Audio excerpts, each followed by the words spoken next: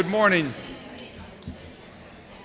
I like to begin these programs exactly on time. We want to end exactly on time at 9:30, so even as people are coming in, I'd like to start.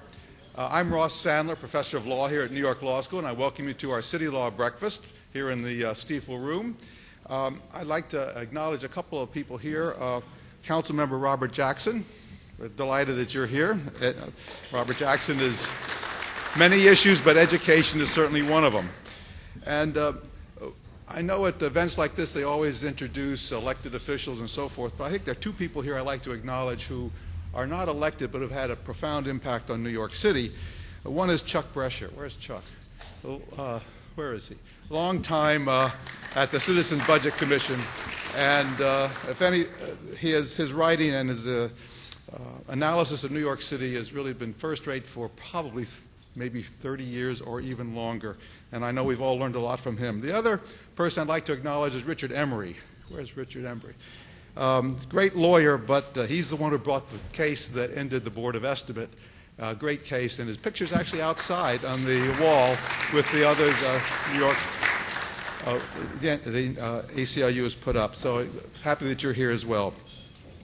We're delighted to have Joel Klein with us this morning. This is the second visit to the law school, and it's a great honor that he is willing to spend his time here with us to share some of his ideas about education. He is a product of New York City in many, many ways, born here in 1946, attended public schools. I asked him as he came in which ones: PS 205 in Brooklyn, PS 151, junior high school 20, was there 10? 10, and then graduated from William Cullen Bryant High School, so went through the entire public system of New York City. Educated at Columbia, took education courses at NYU, Harvard Law School, where he distinguished himself and went on to clerk for Judge Bazelon and Justice Powell, earmarks of an early successful career of a lawyer, and one of the most important. Went on to work at the Clinton White House, headed up the antitrust division, handling very major cases at the antitrust division, and of interest to me and probably others, he also was at the Mental Health Project, a public interest law firm where he did public interest law. In July 2002, he came to New York City as Chancellor under Mayor Bloomberg. Now it's be 7 years in July, and it's an extraordinarily long time in this position. In fact, I can't think of any other chancellor who's had the opportunity to have the kind of impact that longevity provides. But beyond longevity, he's had superb mayoral support, and the combination allows him and this administration to have one of the most important, probably historically important, legacies of education in New York City. And we're delighted to have Joel Klein here to talk about that and the future. Joel Klein.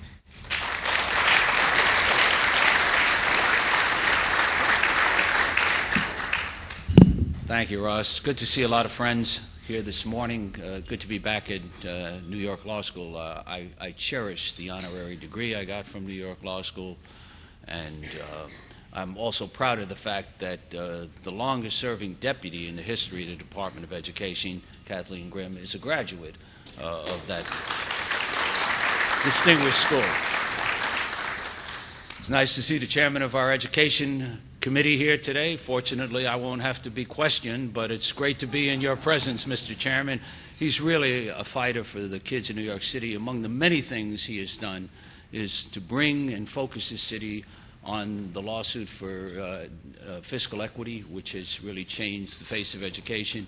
He's a tireless fighter and cares deeply about public education and equity in public education. It's good to see Richard Emery, who I used to work with back in my old, even then somebody, I guess it was Mary Shuck, was saying, Peter and Mary, who I haven't seen since my Washington days, although I see Peter every now and then, he's up at Yale Law School. But she was saying, well, everything you do is controversial. It's the nature of education.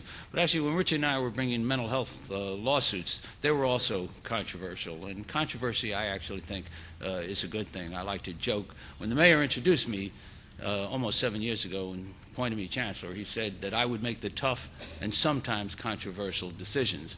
And every now and again, he gives me a call and he says, remember, I said sometimes controversial decisions. But I'd like to talk a little bit about kind of where I think we are in the arc and why I'm so enormously optimistic by the course that President Obama has chartered. And indeed, I submit many of the things that are now on the national agenda are things that Mayor Bloomberg really initiated here in New York City. And I take great comfort from the fact that throughout the world, whether it's Australia, the UK, last week the mayor of Jerusalem and the commissioner from Louisiana, people are coming to New York to look at the work that's going on here. I think it's truly transformative, and I'd be the first to tell you that we have a long way to go.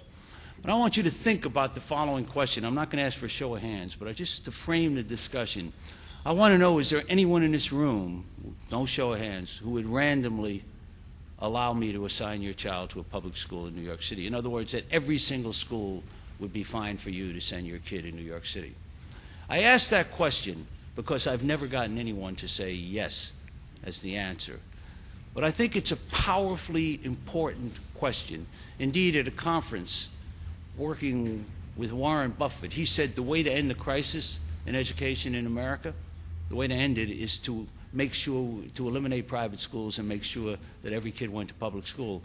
And humbly I said, Warren, I don't want to amend your brilliant work, but the only way to really make it work would be to end private schools and randomly assign children to public schools. People would not tolerate for their kids what they allowed to go on in urban education today. And I want you to think of the implications of that, that there are schools out there that people we know would not send their kids to, but somehow we comfortably think about the fact that it might be okay for other people's children.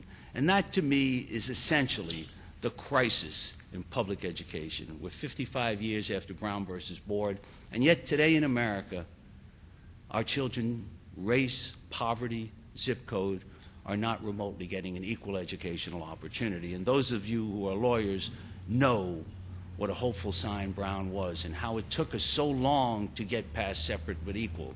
But getting past separate but equal, while necessary, is not remotely sufficient.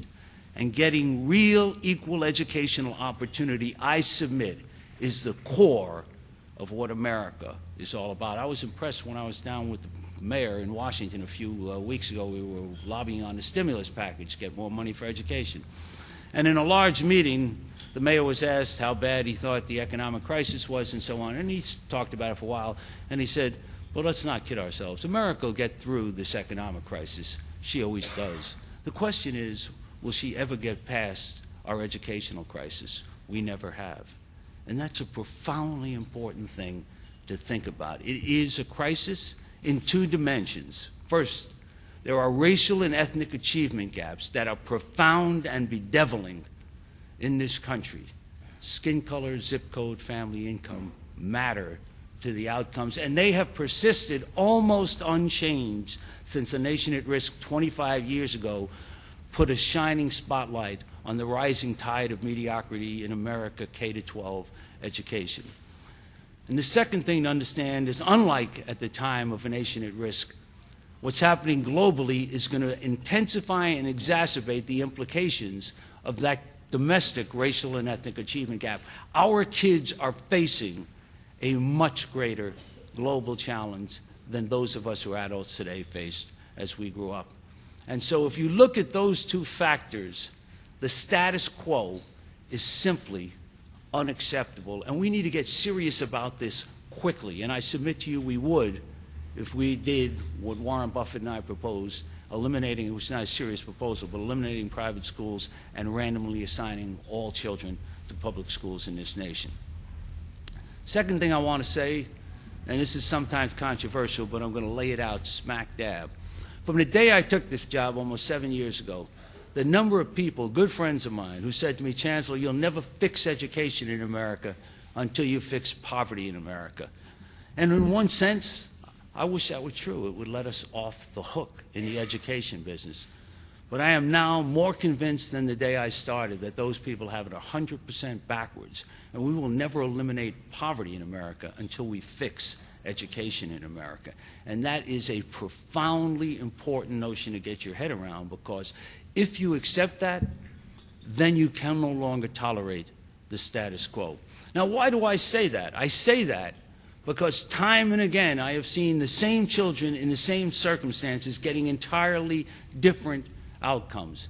I've seen it done with sophisticated statistical methods. I'll give you a couple of quick examples, but those of you who have any doubt about it, I will show you kids in this city, in middle schools, that started at a certain level, and similar kids at a different middle school that started at a certain level and get entirely different outcomes. Indeed, almost 10% of our schools actually do something that's against the trend and improve student scores from 6th to 7th, 8th grade, and 90% go in the other direction.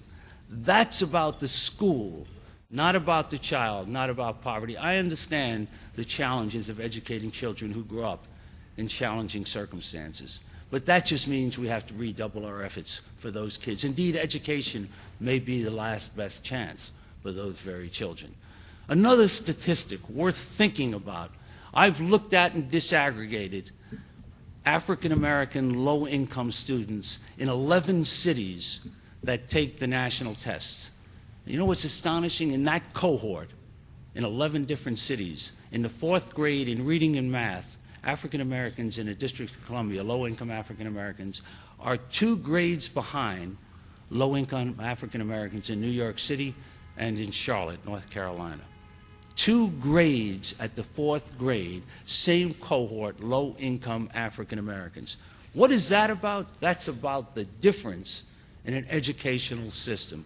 And a recent study up in Boston that showed the very same kids who applied to charters, half got in through the lottery and half didn't. And they followed both cohorts. Just want to recognize Councilmember Brewer just walked in. Gail, how are you this morning? They compared those 2 cohorts and again saw entirely, not small differences, but entirely different outcomes for those students who went to the charter schools from those who went to the public schools. And all this business about, well, the charter schools creamed the kids, these very same children applied to both sets of outcomes. And in that, and the many other examples I could give you, I hope we can come to a shared recognition that this is entirely doable. The question is, do we have the political will to do it? And that leads me to my 3rd point. If we have the same discussions we have had since A Nation at Risk, or even before, about this particular curriculum or that particular curriculum, or about the importance of more resources, which I'd be the first to admit are important, or lowering class size, which I would admit is important, if we continue to have those same debates, there are cities in this country that have significantly more resources than New York City, and we're outperforming them. There are cities in this country that have significantly lower class size, indeed cities in this state that have significantly lower class size than New York City, and we're outperforming them. No, we have to have a different discussion about education. And let me go to the core of the challenge. The core of the challenge is quite simple. The most important thing in any child's education, and I'll tell you this at New York Law School, and they'll tell you this from anybody who's been educated, the most important thing in a child's education is the quality of his or her teachers. And as to that, every piece of research shows that. And I've never met a parent ever, period, end of case, who's told me, I'd rather have my kid in a class of 20 with a poor teacher than a class of 28 with a great teacher. And as to that most critical resource, there are enormous inequities. The President has shined a spotlight on that very fact and talked about precisely the things I'm talking about. It's not income, and it's not family background. It's teachers who change lives. You know, Ross joked about that I'd kind of gone through all these public schools in New York, which people think was the training I had for this job. But I will tell you, I grew up in public housing, and teachers at Bryant High School allowed me to stand on their shoulders and see a world I couldn't see from the 1st floor of the Woodside houses. That is the power of teaching to transform lives. And when you think about it, every study that's out there shows that that fundamental resource is maldistributed in this country. And so everything that we have been about is to try to address that problem through a systemic cultural change. To fundamentally move, and the last time I was here I talked a little bit about this, from a culture of excuse, it's the kids, it's the families, it's this, that, to a culture of accountability and performance. And we have developed the most sophisticated accountability system, and everyone will tell me why it's imperfect here, imperfect there. But there are no perfect accountability systems, as Jim Collins said in Good to Great. But we have a consistent, growth-based model so that schools that are similarly situated, that take similarly challenged children, whether it's high-needs children who are English language learners, special ed children, high-poverty children, those schools are clustered, and some of them get very different results. Remember, I said 1 out of 10 of my middle schools move the kids up grades 6 to 8, 9 out of 10 move them down grades 6 to 8. What is that about? That's about the quality of the education going on in the school. And we shine a spotlight on it. And I'm proud to say that today the United Kingdom is basically devising an accountability system based on our system. Several months ago, I was in Australia, where the Labour Party government is implementing an accountability system based on our system. And if you read President Obama's speech quite recently, what President Obama said was fundamentally the kind of data and accountability approach that we are taking, coupled with high standards, which is critical. Our standards have to be raised throughout this country. Coupled with those high standards, this kind of accountability approach is critical to reform. The other things that we have done that really have mattered, we have empowered principals and school leadership teams to be able to make the tough decisions. And I think that is critically important. For too long in education, the thought was the bureaucracy with a bolt would shoot down the best practices into the schools and the schools would move on. We have reversed that and said the schools will be held accountable, people can be terminated, people can get financial rewards based on performance, but the schools will now have the power and authority. So when people say to me, well, how many assistant principals you should have, or what your class size should be, or whether a Saturday program is more important than an after-school program, my view is those decisions should be made at the school, close to the children, by teams working together, ultimately with an accountable principal. That is a transformative vision of education. When I started, I'll never forget, I met with assistant principals who told me that they wanted me to put down a rule that moved from 300 to 250 when we would assign an assistant principal. And think today how different that is, because our schools, Robert Jackson's efforts notwithstanding, will always face tough budgeting decisions. I like to say in education, the ocean is very big and the rowboat quite small, and we have got to row very hard. But in those tough choices, we should stop thinking there's some Wizard of Oz out there who will figure this out and through conformity make it happen. It hasn't happened, and the reason it hasn't is because we have stifled innovation, we have been adverse to risk-taking, we have been anti-entrepreneurial, and thank goodness all of that is changing. And the third thing that's very critical, and again controversial, is to create choice and competition in the system. To me, it does not matter whether the sign on the door says PS 24 or Excellence Charter School. As long as you serve children on a non-discriminatory basis for free, which is what I believe a public education is all about, it does not matter. And as long as parents are empowered to choose, that will change the outcomes for kids. Think about it this way. Most of the people you know exercise choice when it comes to their children. When I adopted my 4-day-old daughter, and I flew down to Texas to pick her up, I had a million things running through my mind. But one thing I knew for sure, I would get that kid a great education. And people I know exercise choice for their families, and yet poor people, children of color in America, are often told, you have only one choice. And so under the mayor's leadership, we have opened up, by this fall, some 75 to 80 additional charter schools, almost invariably in our high-needs communities. And you know what's happened? Those charter schools, as a group, are performing very, very well, and parents are voting with their feet. There are now 30,000 parents on wait lists. Why are they there? Because they want what's best for their children. And people say to me, well, why do you open charters? You run the public schools. See, it's not about me. I just told you, I got an education at Bryan High School by teachers who changed my life.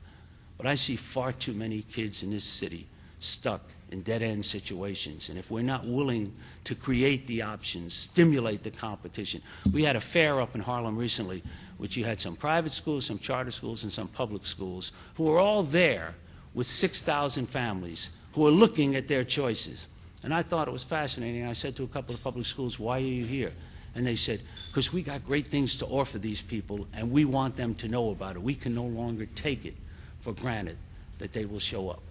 That is a vision that will ultimately transform the way we think about education. So in New York City, the mayor's reforms have been built on those 4 core concepts. Leadership at the school, because the school is a place that matters. Districts, all these other things, these are important in a political sense. They may be important in an organizational sense. But the school is a place where a parent sends his or her child to get an education. And as long as there are schools in this city that people say they would not allow me to sign their children to, then our work is not finished. And believe me, our work is not remotely close to finish right now. But in the absence of a great leader, you will not have a great school. Great leaders want to be empowered and to be held accountable, and those core elements, leadership, empowerment, accountability, are at the core of our reforms. In addition, competition and choice. And lastly, a real sense that we want to reward excellence. Our principals now can get an additional $50,000 a year based on the progress their schools are making and their willingness, if they're really superstars, to go to the toughest challenges in the city. These are the very things the president talked about in his education speech, the things that are going on in New York City. Just want to end with 2 thoughts. One, we've made progress. I could go through the numbers. Our graduation rates after decades of stagnation have gone up. Our scores have gone up. Under any measure, compare us to the rest of the state, you'll see we're outperforming them. We've closed the racial and ethnic achievement gap some, but we have in this city a long, long way to go. And as we meet now, the city and the state are engaged in an interesting and important discussion about mayoral control. And let me be clear, there are things we should have done better. There are ways to improve the work we do. There are better ways to engage people in the work we do.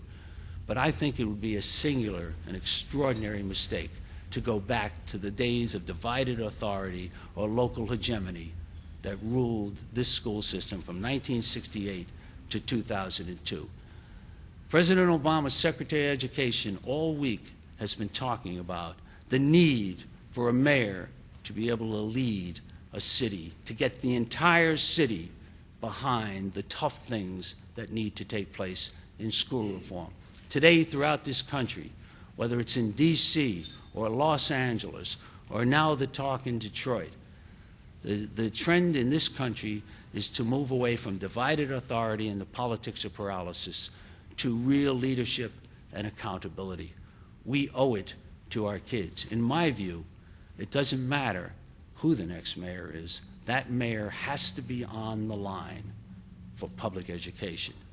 And if we don't get that kind of bold, sustained leadership, we are going to be another 25 years from now, just like we are 25 years from a nation at risk, trying to explain away, once again, why we failed our most needy kids. Only let me assure you, the clock is running out in the rest of the world. When the president says kids in Korea spend an extra month a year in school, he's saying something very important, which is we need to get our ship right. I'm going to need your help, but more importantly, the kids of the city of New York are going to need your help to make sure that we maintain a system that holds out the possibility for bold leadership and real public accountability. When we had a board that was divided, and Randy Weingarten said this yesterday, when we had a board that was divided, the one thing you could be sure of is people pointing fingers and a new chancellor every couple of years. And that is not a prescription for significant reform or a prescription for doing what's right for our children. Thank you for your patience this morning.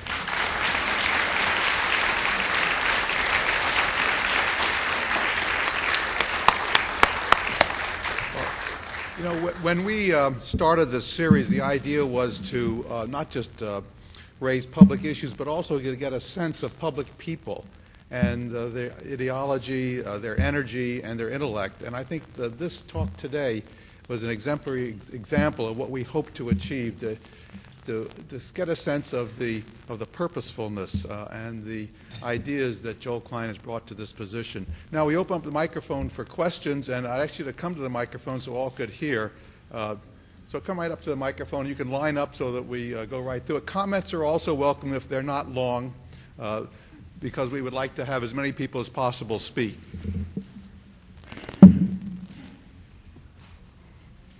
Good morning, Chancellor. Good morning. David Bloomfield, Brooklyn College, and the Citywide Council on High Schools. I was going to ask you about the reversal of the decision to close certain schools in the face of a lawsuit from parents, but I'm not going to ask that. I'm going to ask about the remark you made, which was striking to me, that 9 out of 10 middle schools are showing declines in student achievement after 6 years of mayoral control. My question is, why does that problem persist, and what is the administration doing to correct it? Sure, I'd be happy to answer both questions. What we're doing to correct it, first of all, is having thoroughly analyzed it and figured it out. We are now launched a middle school initiative under Dr. Marshall Isles to address it. It's not unique or atypical or uncommon, and the challenge is getting the best teachers to the middle schools is a challenge, because that's where content areas are important, and second of all, getting them equitably distributed is important. What I would like to do, and I've said this many times, is use pay differentials, for example, to attract math and science teachers, particularly to high needs middle schools, so that we can get the kind of quality teaching we need. We have shined a spotlight. We are looking at best practices. We are doing knowledge management. I can tell you this, all of those middle schools, with a few exceptions, are performing much better than when we started. Throughout the nation, and I talk to my colleagues about this all the time, the decline from 6 to 8, and 2 years ago it was on the front page of the Times, is very, very typical. And that's a thing that we need to change, but we won't change it if we continue to use lockstep pay, seniority, and life tenure as the guideposts in education. Thank you. And why we resolved the issue on the lawsuit was because right now parents in Harlem and parents in central Brooklyn are making decisions about those schools. And I didn't want to wait 2 months or 3 months while the parties litigate before the parents knew what their options are. So we've now given them their options. I expect most of them are going to choose new alternatives, but it's up to them, and I have confidence in our parents. Sure. Good morning, Chancellor. I am also PS 104, Fort Hamilton High School, alumni of New York Law School. And one thing that I notice is untapped is when I just think of my graduating class from high school, I have friends who are doctors, lawyers, Broadway actors, set designers, and we're all proud of coming out of the New York City public school system. And I used to sit and watch Rudy Giuliani the day before school started every year talking down about how horrible the public schools were, and think, how would I feel if I was that child going off to school that day? And I would love to see an alumni association of national, alumni association of public schools in New York to give back, because I don't know one friend that wouldn't mentor or take somebody under wing if they had some direction. And I don't have children myself, and I would love to give back to the public school system. So I just think that that's something that, I have an alumni association in my high school, but we have reunions, and I was influenced by a DA who came to talk to my sophomore class.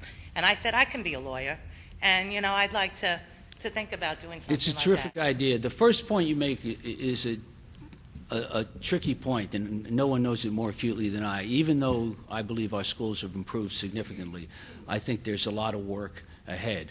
And on the one hand, how you focus a spotlight on these issues to create an environment for meaningful change, while at the same time operating a school system in which you want children to feel better about where they're going and what they're doing, is a real challenge.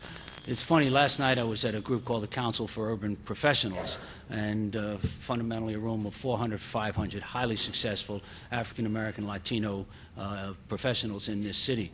And one of them, who went to high school in Brooklyn, also came up to me and said, you should start an alumni association, something my wife has urged us to do as well. So thank you for the suggestion. Go ahead. Roger? Roger Hers, time, an acronym for to improve municipal efficiency, Bronx High School of Science, 1951. One of my two mentors at Science taught a class in TPD, or Techniques of Public Discussion, Doris Elizen, and I'm pretty sure that played a fairly significant role in guiding me into decades of public service.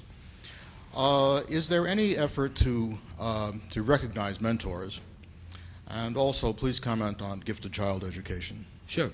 As far as mentors go, there's not only an effort, but we have so expanded that. We have many schools now, and indeed the mayor's working on a larger initiative about sort of schools and people giving back to the community. And a number of our schools now have very, very strong mentorships. We did a partnership with the 100 Black Men to open up several Eagle Academies, all boys schools. All of those boys have mentors. How much we could get, and mentorship has to be deeply committed. Mentorship is not a fly-by idea. How much we could get, we're still testing the limits. As far as gifted education, we have revamped gifted education. It hasn't been without controversy, but we have revamped it to ensure a uniform standard across the city. When I took over and did the analysis, there were some communities, people performing on the two tests that we give at the 20% or 18% level and getting into gifted programs. We made the cutoff at 90%. We have opened up several new specialized high schools, several working with City University, and several now, for example, replicating Boston Latin in Brooklyn. So every family now has an opportunity. We just opened up 2 citywide G&T, gifted and talented programs in Brooklyn and 1 in Queens. Up until then, all the citywide programs were in Manhattan. So the question of what the right cutoff is, the question of how you deal with differentiation across the academic spectrum, all very challenging things. The good news is technology is going to facilitate our ability to do differentiated instruction in a much more sophisticated way. Good morning, Chancellor. Amy Good Bauer, morning. New York Law School student and concerned constituent. Since 2002, the number of police personnel in schools has increased dramatically, as have the number of suspensions. Police personnel are now enforcing school discipline in many schools. Every few months, we hear of another outrageous arrest of a student. For example, Dennis Rivera was a 5-year-old handcuffed for throwing a temper tantrum. There are more police personnel patrolling the hallways of city schools today than there are in most American cities. Yet there's virtually no oversight or accountability over police practices in the schools. Why don't you support the Student Safety Act, which would mandate reporting of basic data of student arrests and suspensions, and allow parents to file complaints against abusive police personnel to the CCRB? So first of all, are you a law student now? Yes, I am. Yes, so you've learned to put together what we lawyers call a very effective argument, and you have great potential as a litigator. But let me make a couple of points. I do support the data, and obviously we have had cases that I don't agree with, practices that I think were unfortunate. Having said all of that, the big answer to your question is, when I came in, the crime in many of our schools was simply intolerable. And the one sine qua non for any parent is to be able to send your child to a school in which it is not violence prone and kids are not getting beat up and not getting hurt. And one of the things we have done is really taken back the hallways.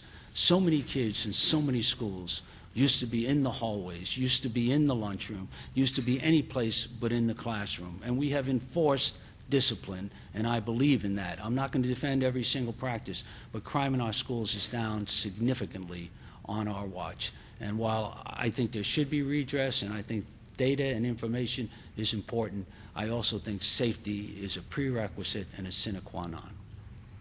Yes. Hi, my name is Rebecca Newman. I'm a first-year student here. In 2004, the New York City Council passed the Dignity in All Schools Act, which mandates training of all school staff on bias-based harassment in the schools. It also mandates public reporting of harassment and bullying incidents against LGBT students and other protected categories. Why have you refused to implement this law, which was duly passed by the City Council to protect students from bullies and harassment? So two things involved. First of all, we have implemented the things that the law requires. In other words, and we have supported a state law on that. We have programs in our schools on tolerance, and we've been working with various community organizations to increase the amount of training in that area. The issue with the City Council is an issue about who has jurisdiction over what things, and that's a technical legal issue. But in terms of what you're talking about, there's no question we have an obligation. I have worked with Speaker Quinn and indeed appeared in a number of our schools to talk about hate crimes, to talk about intolerance, to talk about abuse of people based on their sexual preferences, so on and so forth. So we have worked on those issues. Like almost everything else we're doing, we have more work to do. But the issue about who has jurisdiction to enact what laws is a separate and different issue. Thank you. Hi, how are you? Good. Jeff Weisenfeld, a CUNY trustee. I want to raise an issue, a personal issue that might seem anecdotal, but it becomes relevant to what occurs today. About 45 years ago, I went to PS 28 on Anthony Avenue in the Bronx. The neighborhood was deteriorating at the time. Suffice to say that it wasn't simply that the neighborhood, it became a sense of cultural isolation for me. So I was subject to bullying. There weren't very many Jewish families left, not many Caucasian families left. Today that would mean much less. That would mean much less today. Unfortunately, in the turbulent 60s, it meant a lot more. And you spoke about the Woodside houses. Let me just tell you, if you want to know what poverty is, that's not even being able to afford shares to move into Co-op City in 1967. That's poor. So what happened then is that the school, both PS 28 and Wade Junior High School, which I then went to on Morris Avenue, were totally out of control schools. The principals had no control. The only thing I believe that gave me some kind of structure and really gave me the ability to ultimately quote-unquote make it and get into Bronx Science ultimately, which, by the way, was zoned at the time for Roosevelt on Fordham Road, which I believe was then and remains today one of your more difficult schools. So, Mrs. Willa Oliver, who I doubt if she's alive today, she was an African-American teacher, my teacher at PS 28. This woman took me under her arms. She was an exceptionally bright woman. She cared that I succeed. And if it wasn't for her, that would be the end of everything. It's the principal that had no control of the school, who happened to be Jewish, by the way, both at PS 28 and at Wade Junior High School. So my first question relates to the principals having control over their schools. It's not sufficient, in my view, to have law enforcement provide you with the control. How are you keeping the principals accountable for the safety and the lack of bullying? The second thing relates to ultimately getting into Bronx Science. As you know, there's always this move, whether it's locally here in New York or around the country, towards what we call egalitarianism, that everyone should be equal. It's actually a fight against honors programs, against specialized schools. And the country, as you know, is to guarantee equality of opportunity. You can't guarantee an equality of result. And I know that Bronx Science has frequently been assaulted on that basis, as well as Stuyvesant and the other schools. How do you prevent a watering down of the specialized schools, and how do you keep principals accountable? All right, so there's a lot in what you said. Let me start on the principal accountability. We have a data system that, both in terms of crime from the police department and in terms of our incident reporting. We have an online incident reporting system, again, that's very, very effective. We started about 4 or 5 years ago. And we look at crime data and incident data on a monthly basis. I have a team that does that. And in terms of accountability, it shows up in several ways. At least a dozen to 15 principals I meet with each year and give them their accountabilities where I see that there are issues about crime or incidents in the school. I have removed principals. When we opened up impact schools, which we designated working with the police department as schools that were in trouble, I changed 9 or 10 out of 12 principals of those schools in the first 3 months after designation. We also ask parents, teachers, and students on our school-wide surveys about safety, about bullying in the schools, and we use those data as well to make our evaluation. The second point you made, Jeff, is an important point and obviously a provocative one. Since you put it in one way, I want to put it in both ways. I agree with you that it's about equality of opportunity. And the whole thrust of my submission today is that we have not yet in K-12 education remotely achieved equality of opportunity. So that to me is a core issue. On the other hand, excellence matters. It matters to the future of this country too. And so the question of equity and excellence has to be addressed in a thoughtful way. The way that some people say, well, your African American students went up 20 points and your white students went up 10 points, so the gap didn't close that much. So if the answer to that is the white students stay flat and the African Americans go up 20 points and that'll close the gap, that's a much worse outcome. And so I think focusing on excellence matters. The answer about Bronx Science and the answer about Stuyvesant and Tech and the 5 or 6 or 7 other highly specialized schools we've opened up is, fortunately, the criteria are decided by state statute. A lot of people don't like things that are based on a test for admission. Tests are imperfect, but I would worry about dilution if we didn't have meaningful front-end criteria. We have stood firm, taken a fair amount of heat on that, indeed, articles in various newspapers. It bothers me enormously that our African American and Latino students are not proportionally represented in those schools. We've instituted programs to try to address that. I also think, however, though, diluting standards is not a solution. And that goes to what I really want to end this piece on, which is the work that you and Matt Goldstein and Benno and a whole other bunch of people did at CUNY. I think it is some of the most important work and actually shines a spotlight on what I think needs to happen in K-12 education, which is raise standards, make it more demanding, and you will create a rising tide. And one of the numbers I am most proud of is from 2002 to 2008. We just announced these numbers last week with Matt Goldstein. In that 6-year period, the number of New York City public school graduates that went to CUNY went from 16,000 to 24,000, about 4,000 or so in the 2 years and 4,000 or so in the 4 years. And of that number, 5,700 or 5,800 out of 8,000 additional students were African American and Latino, with significant jumps in the 4-year colleges as well. Now, in the 2-year colleges, quite a few of those students have to have remediation, which was true, even more true in 2002.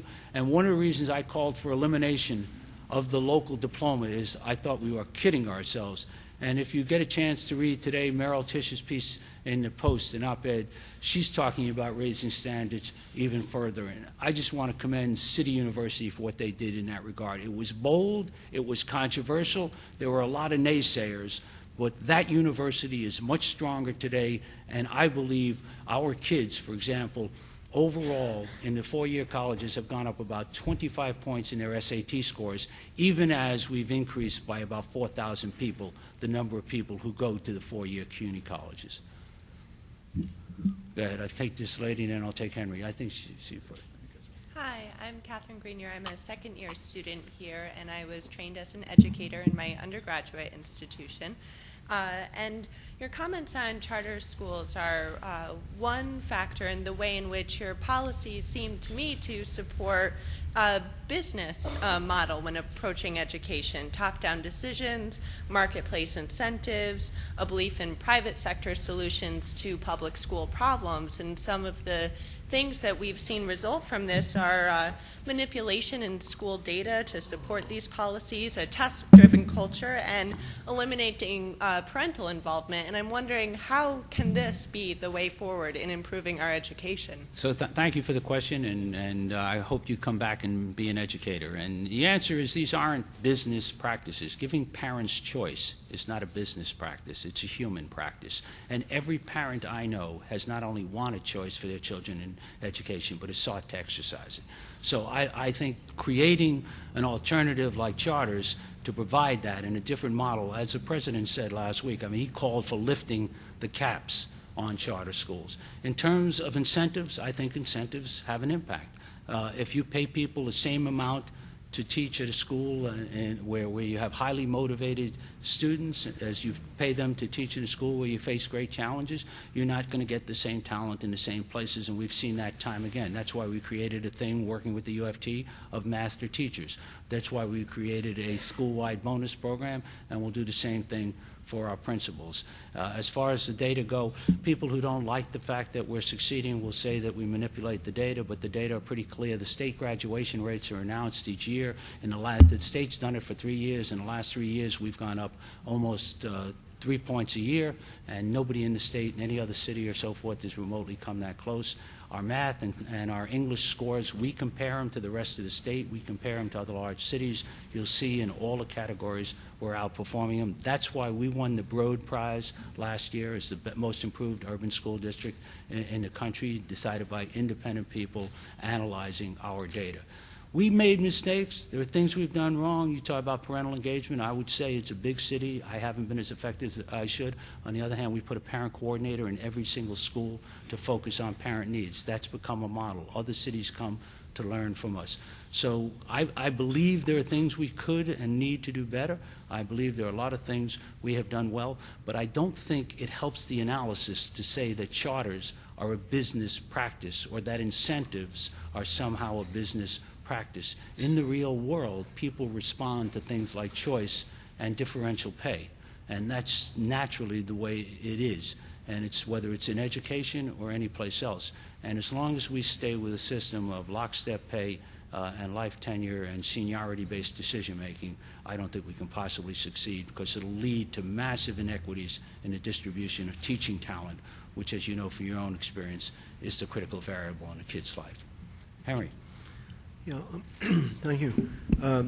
I agree with practically everything you've said this morning, and you could stop there. I sense a but is about to emerge. I waited online too long to stop there.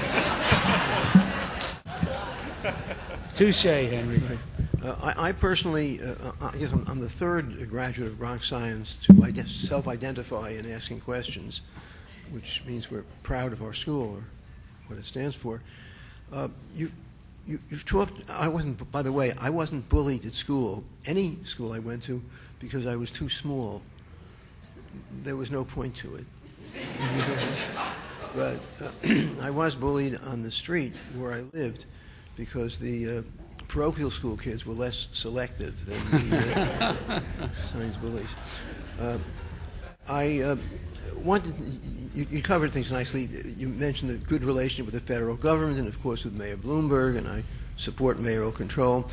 But you didn't talk about your relations with the state government, the state educational authorities, or, most important, the UFT.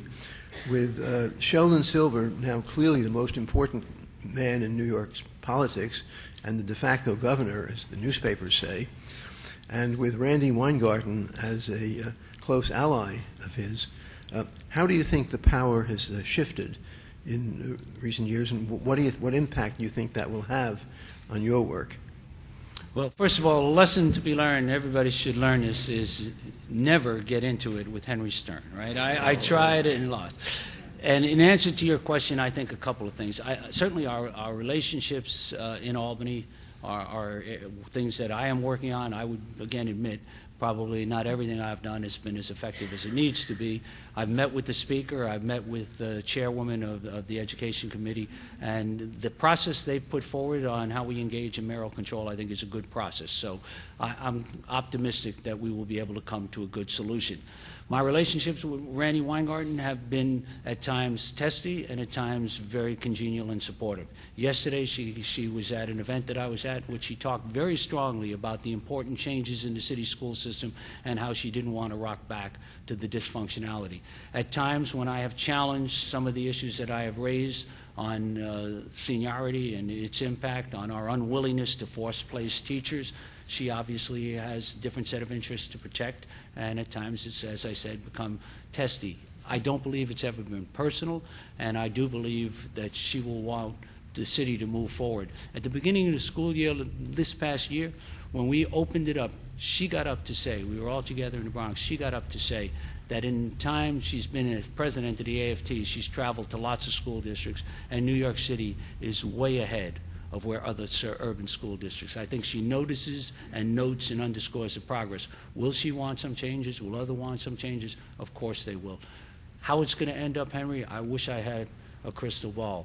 But I do believe the core elements will remain in place because I think the city wants those elements, and indeed I think any mayor who is going to be responsible for the city would want to have the ability to be bold and to take the necessary actions on education, and I think that will ultimately come out of this.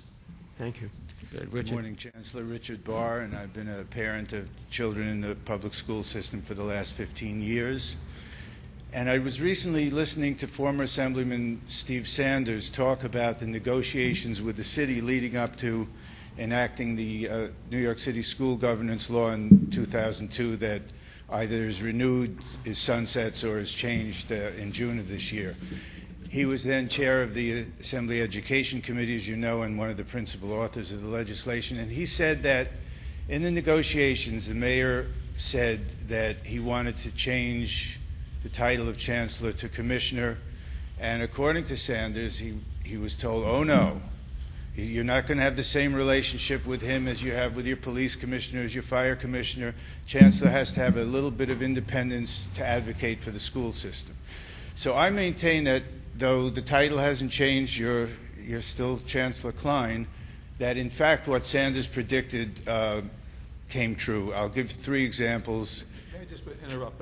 We have several of the people. Okay, 3 quick examples, and I'll just ask you to respond. Parks Department wanted to enter into an arrangement with 20 private schools to give them exclusive access to Randall's Island playing fields and after-school time. I didn't hear DOE say anything advocating for the public schools that would be cut out by that arrangement. Let me cut you off. Other people have gone on much longer than I have. Well, we're going to end at 9:30. All right, I'll be finished in 40 seconds if you, all right? Julia Richmond Educational Complex, 67th Street, recently renovated and successful. Hunter College wants to move the schools out against their will to 2 miles away so they can tear the building down and build something for themselves. I haven't heard DOE advocate for the public schools. Bronx Science, where my younger daughter goes, DEP drilling across the street with noise and dirt, didn't fully pay to protect the wall facing right across the street from the reservoir. I didn't hear DOE go to bat. Parents ask you to make DEP spend the extra $1 million to air condition that side of the building. So it seems to me you're a team player. It's the mayor's team. If another city agency is doing something that has a negative impact on the school system, you can't, under this arrangement, be relied upon to say, no, you're not going to do that to our schools. No, first of all, I don't accept either the premise or the factual analysis. I think that I have been, first of all, in Bronx Science and others, we pursued it. I don't control DEP, and even though I would like to see them address those issues, I can tell you time and again that I have had accommodations like that made. Second of all, in terms of the public advocacy versus behind-the-scenes advocacy. What we saw in the past was chancellors and mayors fighting, and 2-year chancellors, time and time again. So it felt good, but nothing got done. In this administration, for example, quite a few times I have behind the scenes been effective in getting more money, in getting changes made, in integrating an after-school program for our school system. And what I believe, and it's not unique to this mayor and this chancellor, is having that kind of alignment is critical. People like to have a lot of public dust-up. I like to have real results for kids. And I will say this to you, Richard. When I got here, kids in this city, particularly kids in high-poverty communities, were not getting remotely what they need. We've improved it significantly, given them more choices, and improved it. We have a lot more work to do. It won't be done with political theater and grandstanding. Yes. Let me just say, thank you. That was a good question. We have 4 people up. We're going to end at 9:30. So the rest of the people, please be short. I'll be short. the one who's chewing up all the time here. Go ahead. Good morning, Chancellor. My name is Courtney Patterson. I'm a first-year student here. Students in New York City, particularly in low-income neighborhoods, are constantly approached and sometimes even harassed by aggressive military recruiters. Yet you have refused to issue a chancellor's regulation on military recruitment activities in the schools or take additional steps to protect students' privacy rights. We hear stories of students not being told that they can have their information withheld from recruiters or recruiters using up classroom time. Why is the Department of Education not ensuring that students are protected from aggressive military recruiters? I think we are. You got to understand, under federal law, we have no choice but to allow this recruitment. I don't control that. And what we have done, at first we had a school-based system in which a lot of schools were not notifying parents of their right to opt out, so we tried to centralize the process. To me, what I want to do is make sure every family knows that their children have a right either to be interviewed or not to be interviewed. I don't have a political view about that. I just want to make sure that they know their rights. I think we've taken steps to do that. I can't tell you that every family, this is a complex city, knows their rights, but many of my kids want to go serve this nation, and I think they should have that opportunity. By the same token, many parents don't want their children recruited, and I think their wishes should be respected. Hi, good morning, Chancellor. My name is Bridget Watson, an attorney, and I work at a national women's advocacy organization, Legal Momentum. My focus is on the gender equity in your career and technical education schools. You have about 30 programs in the city, and they're so sex segregated, where the girls are doing the cosmetology and the fashion, and we know what careers that is going to lead to. While the boys, there's a huge recruitment for boys, especially minority boys and other boys, to get into the technical fields. What is the DOE doing in order to change that landscape in these schools and to change the public perception that these schools are dumping grounds for kids who can't? We know the construction industry is high-tech today. We cannot have kids going into these schools who are not capable of doing math and reading, because you don't want somebody building or running the wires in your building who can't read and don't understand basic skills. So we want to know what the DOE is doing to really deal with the Title IX issue over 35 years. And in terms of training teachers, in the basic perception is if teachers think, oh, girls don't want to do this or girls cannot do this. And we see it all the time in the educators themselves obstructing the path to, open the opportunities for girls. Thank you. I agree with your analysis, and the answer what we're doing is about 18 months to 2 years ago, we had a commission chaired by David Dinkins, who was a mayoral commission, and Cy Sternberg, who was then president of New York Life. And we actually, on that commission, had people who were very focused on issues about gender and the workforce and opportunities. And what we're doing now is going to open up, and I think we'll do 3 of them in the fall, open up 3 schools that we hope will become models. And we're going to do a lot of outreach in order to advise people of the opportunities. But we're doing them in concert with business. I don't think we should design these programs because business knows what needs there are, whether it's in technology, whether it's in the tourist industry or what have you. And we're also doing one thing which I give Matt Goldstein, a lot of credit for. We're doing a 9 to 14 school. I've never thought the 2-year community college thing stuck out there by its own works. And if we can integrate 9 to 14 schools, a lot of the technology and other real vocational and career and technical work can be done. In the past, career and technical or voc ed in New York was truly a dumping ground for all kids. Today we have some pretty good programs, places like Aviation High School, places like construction trades that we have out in Ozone Park. But we are working on that very issue, and I'd be happy for you to follow up and give me thoughts on how we can do it better. Absolutely. Good morning. My name is Jill Godfred. I'm a first-year law student here at New York Law School, and I'm also a former public school teacher through the Teach for America program. And I also served, the school I taught in was a struggling school in East New York, Brooklyn, and I also served as an administrator at a really successful charter school in Harlem. So I've seen the worst and the best. And my question is in regards to the parents who are turned away who are on the wait list for charter schools. How are we addressing their needs? And is the answer to create more charter schools or to work with public schools in place, already in place? And then my second question, is there any efforts for collaboration between public schools and charter schools? Sure. It's a great question. So first of all, I want to make this comment. New York Law School has got to stop recruiting all of my good teachers. This is not working well for the school system here. Second of all, the answer to your question is 2 things. You've got to work on all fronts, right? So you want to continue to open new charter schools because so far we're getting good success and parents want that choice. Simultaneously, the story I told about what happened in Harlem, public schools improving because they want to make sure that they're getting students, and you work on all these fronts. You can't, it's not an either or, and too much of education is the politics of either or. I'm for charters or against charters. I'm for good education for my 1.1 million kids. And as I said, the name on the door is not, to me, the gating factor. I am for making sure those kids get an education. Too many of them, when I started and even today, are not where they need to be. And charters, yes, several charters are part of networks with our public schools, and many charters are sharing space in our public schools, and where it works, they learn from each other.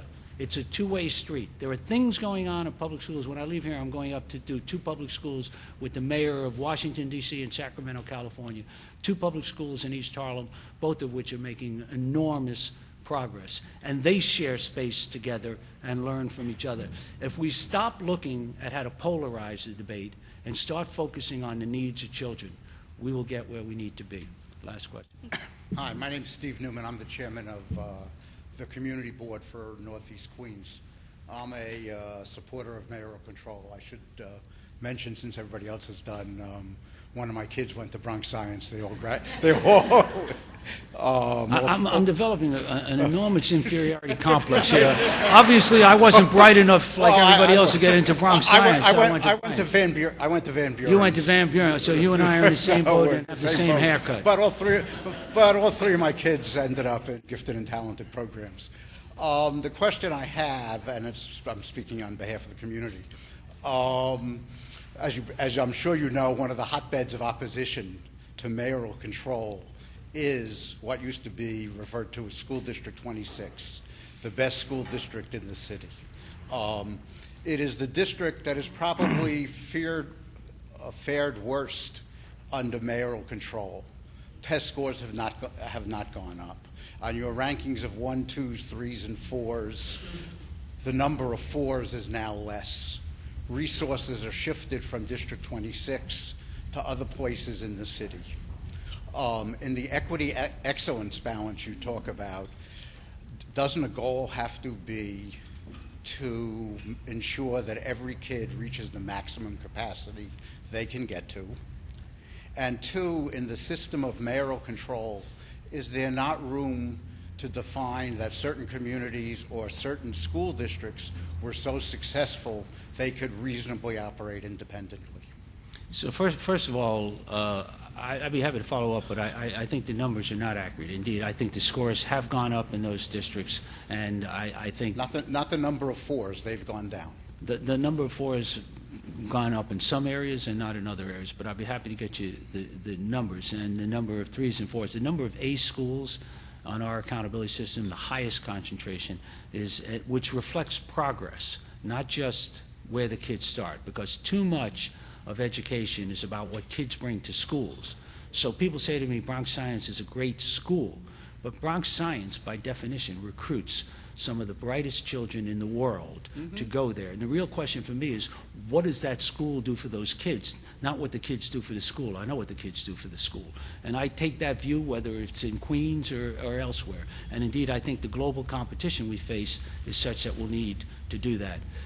I don't think you can have different school districts doing their own thing. One of the things I try to explain to everybody is our future is not tied in to a school system that's balkanized with pockets of success in middle-class communities and massive failure throughout the city. Our city... That's not what I'm suggesting. Our city, but that's what I'm saying is I want everybody to be in this together. And second of all, what I want is the school, even within District 26, there are some schools doing very well, other schools not doing well. And so in terms of their policies and their opportunities, I think that should devolve to the school based on an accountability system. Again, I've met with people in District 26 so many times over the course of the years. They have concerns. Mark Weprin thinks there's too much testing. My own view is that testing is critical to assessing what kids know. But I think the district is a better district than when it started. I think there are things that, again, we could have done that were better. but my own sense is we're in this together. Thank you very much. Thank you.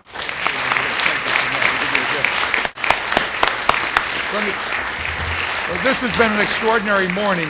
I should say to the Chancellor that, first of all, I was delighted so many students asked questions, but I should tell him that there was a symposium on Wednesday on safety in the schools, so the students were really ready for you. I didn't warn you ahead of time. As we do at all occasions, like these occasions, we like to give to our speaker a product of the scholarship of this law school, and I'm delighted to present to the Chancellor the book by my colleague Annette Gordon-Reed, The Hemmingses of Monticello, a National Book Award, and I'm delighted to present it to you on this great occasion. Thank you so much. Let me just say one word on this. I'm so thrilled you did this because 2 weeks ago when my wife was flying to Japan, I got her this book to read on the plane, and she said, I've got to read it. So thank you very much. Thank you all for coming. We'll see you in the fall.